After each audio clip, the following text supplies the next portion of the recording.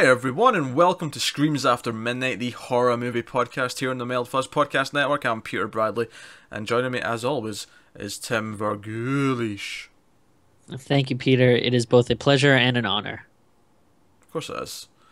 Also here, Joseph Kohler. Hello, I'm here. And guesting this week is the Ginger Menace himself, Connor Ryan. Yes, the ginger has returned. Yes. Can't kill a ginger and keep it down. Nah, if one cell survives, that's it. We'll regenerate. Yeah. We talk about horror films here on this show, and every week we do a horror movie either from the past or the present. This one's actually more of a present film. It's a fairly new release. It's called Emelie, and it came out this year. It went straight to video on demand. I think it had like a limited theatrical release as well, and directed by Michael Thelen. And it's about a babysitter who is up to no good. She's not quite what she seems. And full spoilers for the movie as always, so keep that in mind going forward. Alright, so what did we think? This is a kind movie. of uncomfortable to watch at times. Yeah, it's a little bit uncomfortable at times, yes. Uh, I think that's intentional, but I agree, yes. yeah, it's Yeah. intentional, but it's still just kind of there. Like, do I really want to be watching this? I thought it was kind of a mixed bag for me. I actually thought it was well directed. There was some like interesting shots, and it looked nice. And I gotta admit I didn't really like the story though. Like I will say that I was never bored. Like I was interested throughout the whole movie. I did want to see like what happened, throughout. But I don't know. In the end, it didn't really do it for me too much.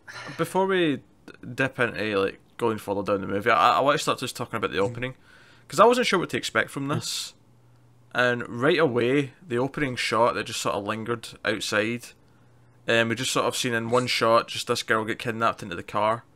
I thought was actually really well done, and it really drew me into the movie. And it kind I'll of definitely agree with that. it kind of took me by surprise just how well that opening sort of sequence was directed. It kind of immediately sets up this sense of dread as well, as to like Yeah. what's actually going on and where's this going. And it also opens your head up a little bit, because I'd seen the trailer and I knew it was about a babysitter who was kind of fucked up and was making the kids do stuff and all that, but I didn't get any sense that there was anyone helping her or that there was some sort of larger plot going on. Yeah. Yeah, So I like that. I like that it immediately, even having seen the trailer, it immediately started making me guess. And not that there was anything super like complex going on, but it just like, right away it made me intrigued. yeah. So no. Let's talk about the main girl then. Let's talk about Emelie, because I think she's pretty great in this movie. Yeah, she carries the whole thing. She does. I mean, don't get me wrong. We have to kind of commend the kids as well, because they're not terrible. Because kids can be terrible. Yeah. But she. Yeah, surprisingly, they weren't bad. Yeah, she throughout the whole film, because right away she has this sort of, she's being nice, but there's like a creepy undertone to it in almost everything she Yeah. says. And even when she's talking to the dad, when the dad picks her up, there's almost this weird like she's almost making the tension slightly sexual, even with him. Yeah, she definitely is. Yeah. And it's like, oh, she's just like a natural troublemaker, I get. Like, like right away you get that she's really fucked up and is trying to mess things up in any way she can. She's an agent of chaos, if you will. Yeah. Because there's a moment when they get back to the house and like she gets the dad to talk about his car in the garage, and she asks him about it. Like she knows enough to ask him a question about it, and he starts talking about the engine, and the wife almost gets annoyed.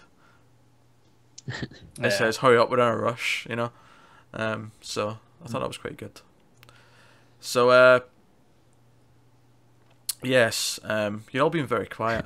For fuck's sake, someone. It was just a very mixed bag, as Tim said, and I think Connor even alluded to. It was just it was fine. It wasn't terrible.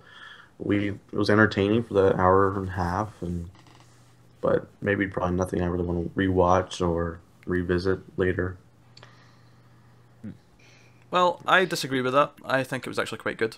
Yeah, I liked it more than that he's making out there for sure. No, that's just how I first. I definitely had some problems with it. Like one problem I had throughout was the whole subplot of the parents.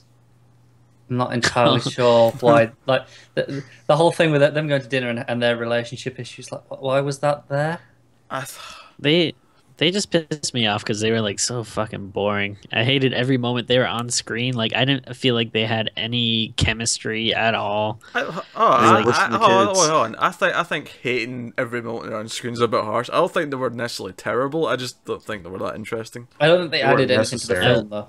They weren't necessary. I said, get these motherfuckers out of my movie. I'm fucking sick. Nah, I'm looking at them. I think that's unfair. I don't think they're that bad. I think they're just kind of. I think the whole point of them is just to keep cutting back and sort of building the tension of it, because you know they have to be coming home at some point. So it's kind of just building to the idea that eventually their time's going to run out and it's the ticking time bomb. But they do spend maybe a bit too long on the parents. Every time it's in their scene, it just lasts too long. And it's just kind of like, why are we here for this much time? And they have this subplot of these relationship issues that they have that is for absolutely no reason. Yeah, no, they definitely linger with them too long. But I do think it's the correct choice to keep going back to them throughout the film. Yeah. Because you need to be aware of that time. Shorter. Well, that's what I just said, Tim, but I think it's necessary for that ticking time bomb effect. So, but no. We need to see the fucking birthday present she got him or whatever. Yeah, we don't need to see that. I agree with that. Which I don't get. So like he was like a race car driver or something, right? Yes. No, I think it was just a fan. Oh, okay. No, I think he used to be a race car, or at least he had the outfit because his kid puts it on at one point. And they had that car in the garage. Yeah, I thought it was. I thought it was just like a big enthusiast or something. Yeah, he might He be. built his own. Yeah, it could be. Because I just didn't understand if he was a race car driver and then she gets him tickets to NASCAR. I just feel like that's Tickets to work. He's more of a Formula yeah, 1 exactly. Yeah, like I said, like he's building his own car in the garage and stuff. It feels like he's just a big enthusiast for cars and racing in general. So that's them. But we have to talk about the main part of the movie, which is Emily in the house with the kids, which is the bulk of the movie. And for me, 90% of it's fantastic. I actually really like all this stuff. Yeah, maybe about 85. 70. What fucking 90 to 85 is almost no difference. Dunno, feel like there is. That fight just makes a difference. You're disagreeing with me See, for the sake of disagreeing. No, I'm disagreeing with you for the sake of 5%. I'm going to kill you. I don't know. I was kind of confused by her whole, I don't know, deal. Well, let's talk about what she actually does first, right? Before we talk about how we actually feel about various things, because she does a lot of really weird things with these kids, and I think the one where there's a lot of little weird moments first of all, but I think the one where it really hits you just how like weird this is going to get is when they're playing hide and seek, and she leaves the bathroom door open and she's just on the toilet with her her pants down. And she's like, "Oh, I'm having my period," and she makes him look for tampons, in the cabinet. I actually think this scene is fantastic. I think it's incredibly creepy. It's really uncomfortable. Yeah. You get the sense of what she's. I mean, you know what she's doing is wrong. It's just flat out weird and creepy. But she brings his mother into it because she's like, "Oh, where's your mum's stuff?" Like she makes it. Everything she says makes it even creepier than what it actually is. Yeah. And it's already creepy. So, no, I think that scene's very good. Admittedly, I could have done without the shot at the end of the toilet flushing. And the blood. Yes, I didn't need to see the actual That's a funny fluid. shot. Period blood. See, I almost feel like it would have been more effective if she wasn't on a period. Like if it had just been She's a shot just of just dropping a clear water. deuce. Yeah. Yeah. Oh no, that she wasn't even doing anything. It was just there, just to push the kid. She's just Yeah. hanging out. Just hanging out with her pants down. As you do. I mean, that's 6 till 7 every night in my house. I mean, what about everyone else? Hey, I live alone. Come on. You don't even have pants on right now, do you, Connor? I can neither confirm nor deny that. Just keep the camera up here, please. Thank you very much. But I thought that scene was very good. I thought some of the other little moments, and again, it's really uncomfortable because she's even prodding the eldest son sexually, and he's at that age where because even the scene after that, when he goes on the walkie-talkie to his friend, and he said, by the way, I have never heard the term China hole to describe a vagina. That is a new one to me. Yeah, it's new to me too. I'd love to hear the origin of that one, quite frankly.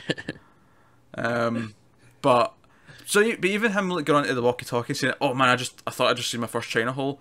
He's at that, that sort of weird age where he's like starting to think about things. And there's even a scene with the dad where he says, "Oh, he's got a very interesting browsing history," implying that he's been searching for. I feel like we got that earlier on anyway, when he's on the walkie-talkie with his friend, and they're kind of talking about. Yeah, that's just another example. Yeah, and like they talk about the hot babysitter, and then he kind of gives her looks and stuff like before all of this happens.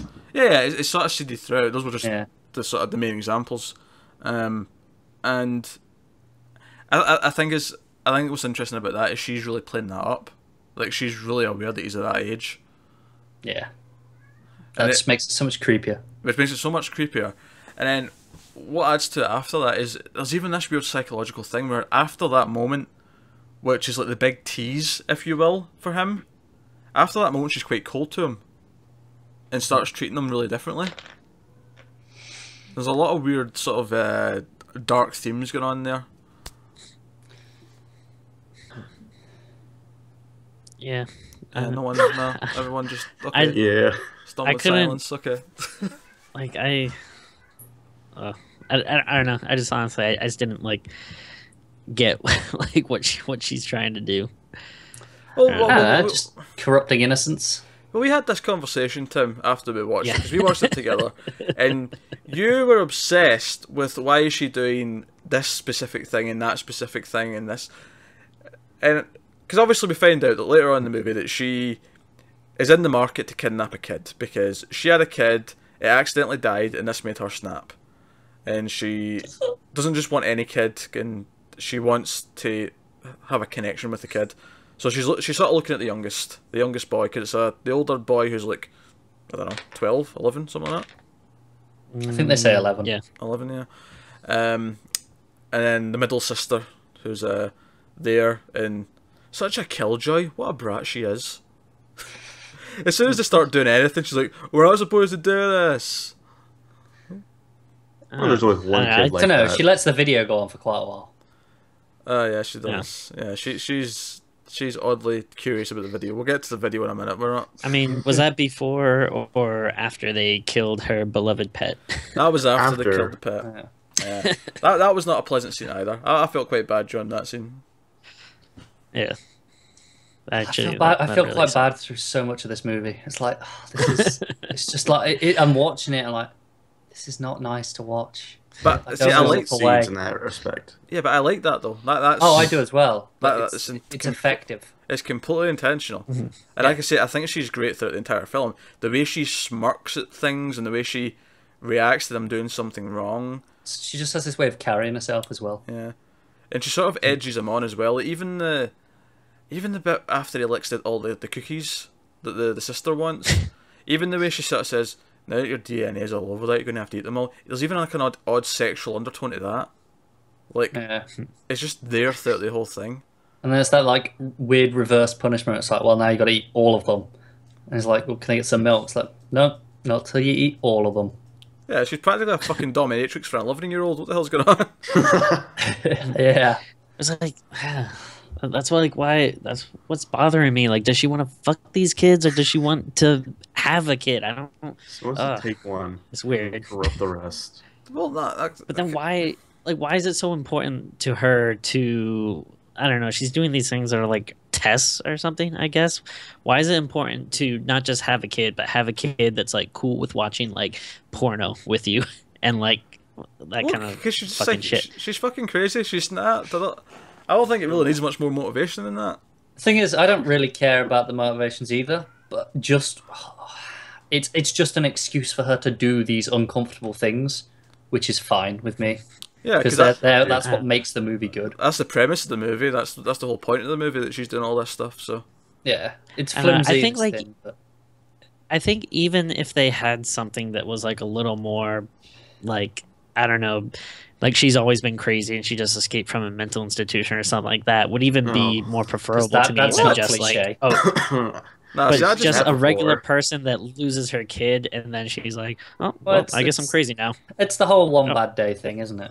Yeah, maybe we don't know how crazy she was before that though, because the story's told from her perspective. Yeah. The fact that she even let her kid die maybe implies she wasn't all there to begin with. Yeah. So I don't know, Tim. I feel like you're poking at something that doesn't really deserve to be poked at all that much. Well, that's my opinion. That's how you can't tell me the way I feel about the movie is wrong. Oh, we can. You're wrong. You're wrong. Vastly wrong. For me, I just thought it wasn't. I don't know. It just bothered me. I really didn't like that.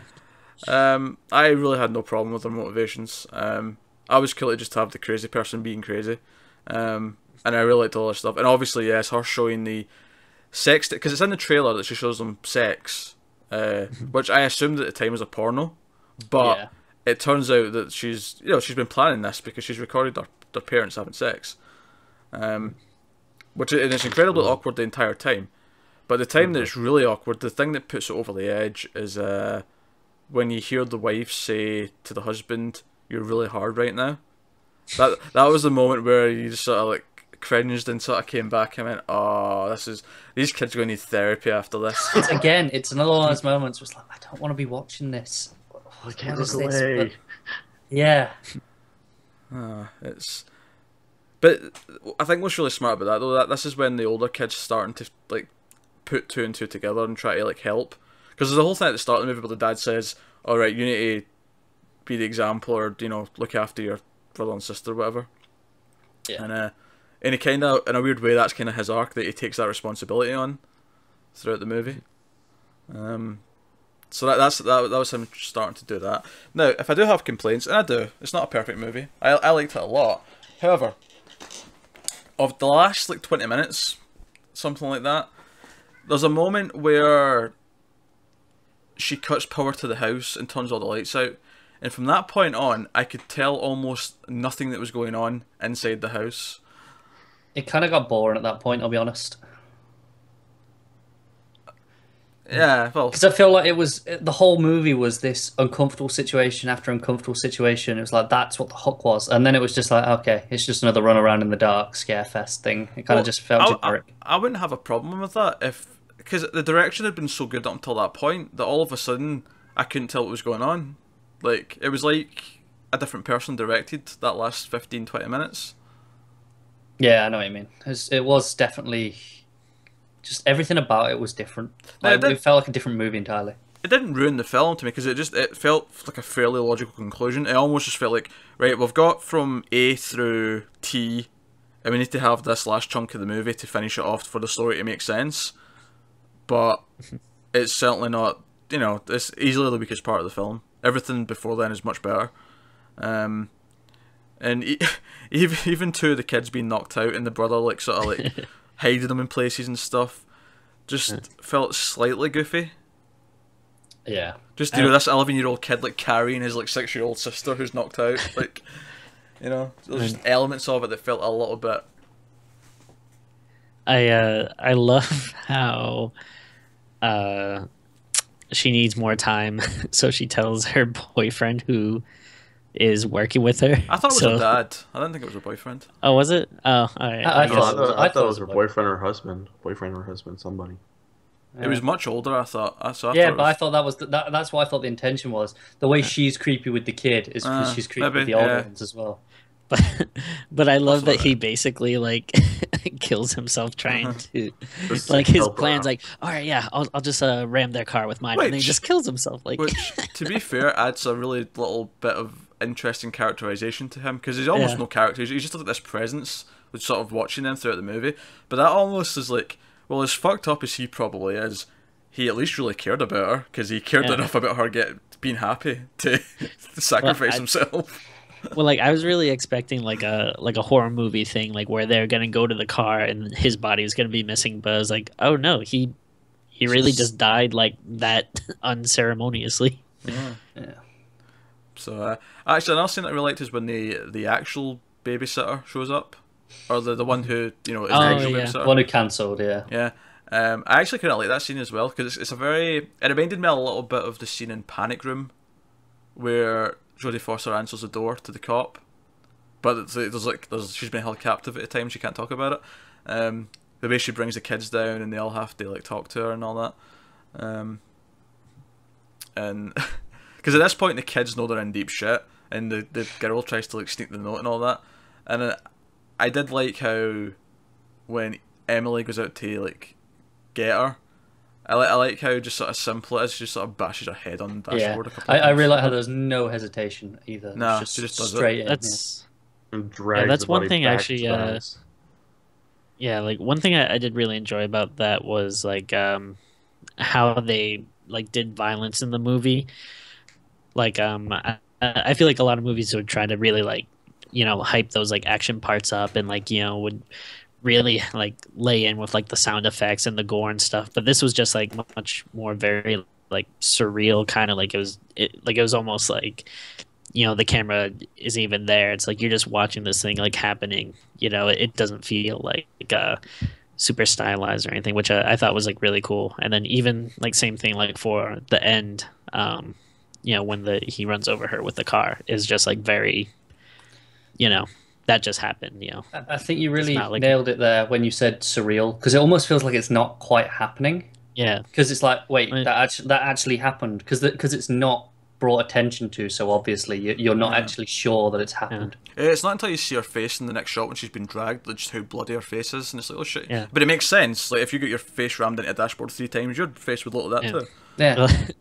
Like So- I actually I said to Pete, like when that scene came on, I was like, "Is that it?" And Pete's like, "Oh, are you daft?" Well, of course that's it. Yeah. What the fuck was that voice?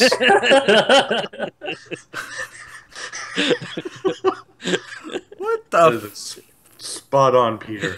fuck was that voice? That was not even remotely Scottish, never mind me.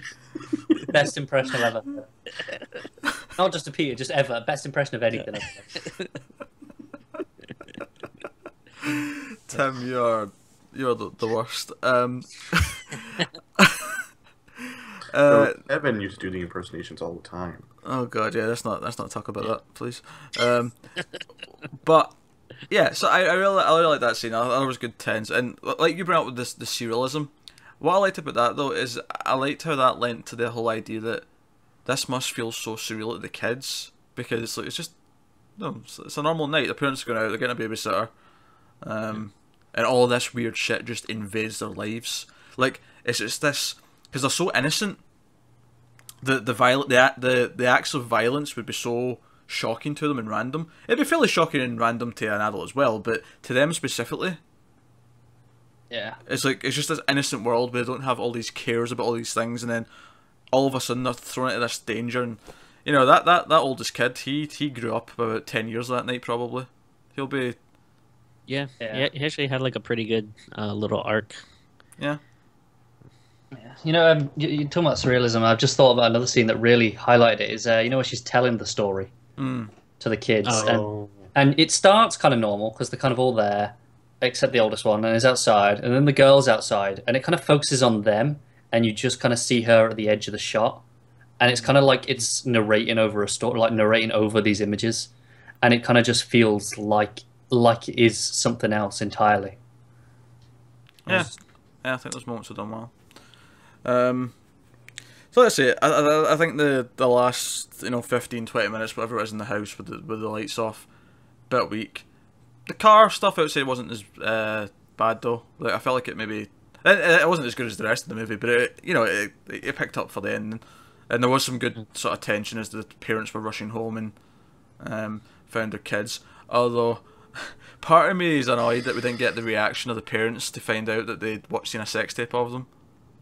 Like, you know, like how's that conversation going to go? Like, Dad just showed us a tape. Tape of what? Well, you were hard, and because they're going to need therapy. Like the whole family, they're going to have group therapy as a family, and then individual therapy, and then more therapy on top of that. I mean, maybe that's what they need to bring them together. I feel like maybe this is the sort of thing that happened to her and why she was with that older bloke. Because now it's like a vicious cycle. Maybe it's see if they gave like a backstory like that, I probably would have not had as many nitpicks. Just at least to have something like going off of like, oh, okay, I can see why she's doing all this fucked up stuff then. Yeah, but they don't necessarily say that didn't happen. I mean, it's open to interpretation, so. Right, definitely. I liked it a lot, actually. I was actually really pleasantly surprised. Like, right from the get-go, I was feeling the tone and the style was a lot better than I was expecting, just based on the trailer. And then the performance from the lead actress, and then kids who weren't terrible. For me, the movie, other than dipping in the last, like, 15-20 minutes, I thought it was a solid sort of tense build of suspense and awkwardness. And it's also a very unique horror film. I don't think there's many like this. You know, I didn't feel like I was watching another slasher movie, another ghost story, or another, you know, whatever. I didn't until those lights went out, and then it felt generic. Yeah, those last 15-20 minutes, yeah. But well, I was trying to think of like, I mean, it's such a like, you know, a trope in horror movies to, you know, have like the heroine be like a babysitter who's being, you know, tormented by some maniac or killer or whatever. And then I was trying to think like, oh, well, surely it's probably been done before where there's been a horror movie where the babysitter is the, you know, villain. And then I'm not saying that there isn't, but I couldn't think of any. So I was like, oh, like maybe, I don't know. Now that you say that, you could almost argue that much like the characters doing to the kids, and one of the main themes of the movie is perversion. So you could almost argue that itself is a perversion of the genre to make the babysitter the evil one. Yeah. That is interesting. So, I liked it. So let's get to some ratings then and see how we shaped up. So Joseph, we'll go to you first. How many used tampons out of 10? Like I said, I did enjoy it. I mean, I didn't feel it was a waste of time. I don't really think it's something I'm going to watch again. But it was enjoyable. It was solid. So I'll give it 6.5 used tampons out of 10. Who used the half? No, I'm not going to ask. No, the half one's a clean one still. Half one's a clean one? All right, it's very economically. Yeah.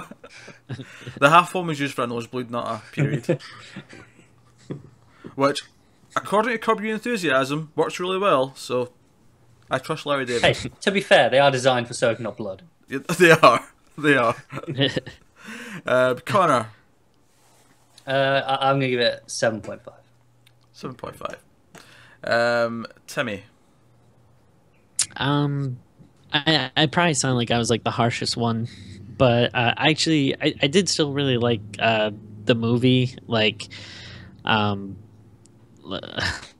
liked everything, you know, that we talked about, the tone, the tension, the atmosphere, the actors, the style, and everything. So I did think it was pretty good. I'll give it a 7.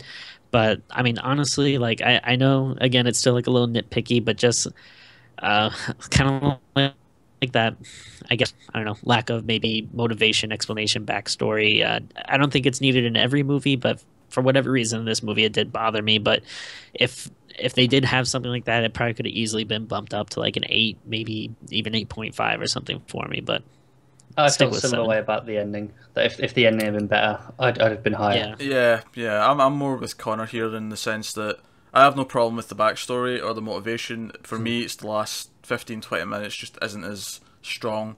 And I wouldn't even mind it turned into a more generic sort of run around the house movie if it was just more better. Like, you know, if it had been good at it. Yeah, like I said, like I feel like in that last 15-20 minutes, a lot of the time I couldn't even tell what was happening in the house. I just felt like it just didn't play to the director's strengths. The director was clearly very good with dealing with actors and setting up the scenes just based on these interactions with the people. but he couldn't really do all the actiony stuff, perhaps. Yeah, so that's the main thing that sort of drags it down for me. So I'm probably going to agree with Connor score and give it a 7.5. But what I liked the movie, I really liked. So for me, this probably is something I'll see again at some point. I liked it enough that I would return to it. And I think the actress here, whose name I'll get you, who played Emelie, She was impressive. she was impressive. Sarah Bolger. I think she might have a bright future ahead of her because I think she was really good in this. She has popped up in else. She's been in a lot of TV shows. She was in Agent Carter most recently in a small part. But nah, I think she might have a future ahead of her here because she was really good in this. But yeah, that's Emelie. That's this week's Screams After Midnight. Let us know what you thought in the comments below on YouTube, or tweet at us at mild_fuzz. Email us even, mildfuzz@gmail.com. Even if you have suggestions for future movies for us to do, you can send them there too. But of course, you can find all of us on the internets. Joseph, where can people find you? I can be found on Twitter and Letterboxd at jm_Kohler. Cool. Connor, where can people find you? You can find me on Twitter and Letterboxd at ConnorRyan94. And if you're into video games, you can also find us on the 1080-bit podcast here on the Malfuzz Network. Sammy, where can people find you? Social media stuff is at Tim Vargulish, and you can check out some of my comic book stuff at facebook.com/goatmancomics. Cool. You can find me on social media at Wibble89. You can also find me in a bunch of shows here on the network, such as the 1.21 Gigawatts Movies podcast, and all the TV stuff over on the Mailed Fuzz TV channel. From Almost Cancelled, we review a bunch of TV shows every week, so you can check all that out. Plus, I will promote coming soon to line up with the Rebirth event in May. We will be starting a DC Comics podcast called Crisis. I keep saying Crisis instead of Comics. Learn the damn name. I know, I named it. Fuck. Called Comics from the Multiverse. So if you're into DC Comics, come back to the Mailed Fuzz TV channel at the end of May, or get it on iTunes or whatever, and check that out.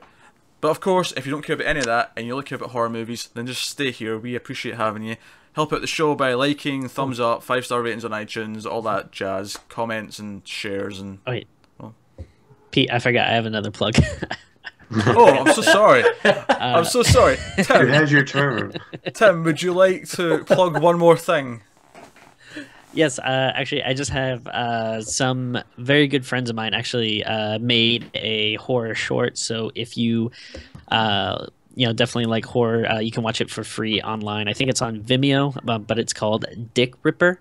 It's kind of like it's kind of made in the style of like cheesy 80s slasher film. You know, So, Or we've seen your Ripper before. the rip stuff. But I was in it. I get my dick ripped off, but I think I might have been cut out of the final one. But it's still very much worth a shot. only friends of Tim would make a movie called Dick Ripper. So, Christ. when's that getting covered on this podcast? Oh, we might do it as a special thing at the end of the episode, because I mean it's a short, so we're not going to talk about it for a whole episode. It's a bonus. But as a bonus at the end, yeah, we might cover Dick Ripper. Jesus Christ. Yeah, so go check out that. But like I say, if you like the show, like, subscribe, 5-star rating, share is, like the best kind of disease, because that's how diseases prosper, by being shared. Read it like the ginger virus. Like the So ginger we're virus everywhere. on Connor's head. Yes. So, with all that said, guys, keep watching scary movies. We'll have something else for you next week. Keep spooked. We'll see you next time.